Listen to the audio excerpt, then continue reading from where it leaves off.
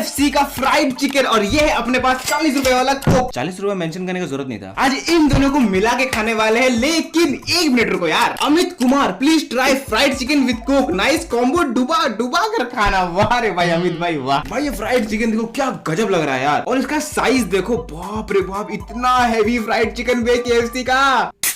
सबसे पहले इस कोक को इस ग्लास में ढालते हैं अच्छे से। ये दो इतना हैवी फ्राइड चिकन दिए हैं KFC वालों, भाई एक तो लेग पीस दे देते क्या हो जाता। एक बार ऐसे ट्राई करके देखते हैं। ग्लास के कोक में फ्राइड चिकन को अच्छे से डुबोते हैं यार, और देखते हैं कैसा टेस्ट करता है। ठीक ही है यार, ऐसा तो कुछ खास है नहीं। अभी अलग से कोक को पीते हैं। वाह यार वाह, अलग से फ्राइड चिकन खाओ और अलग से कोक पियो, उसका मजा अलग लेवल में है भाई। मैं मानता हूँ कि कोक विद फ्राइड चिकन बहुत गजब होता है, बट साथ में मिलाकर नहीं, इंडिविजुअली खाओ यार। आज के वीडियो का मकसद ये था कि इन दोनों को मिलाकर कैसे टेस्ट करता, तो मेरे टेस्ट बड के हिसाब से इन दोनों को मैं रेट करना चाहूंगा 5 आउट ऑफ 10। इंडिविजुअली मैं रेट करूंगा 9 आउट ऑफ 10। सॉरी अमित भाई।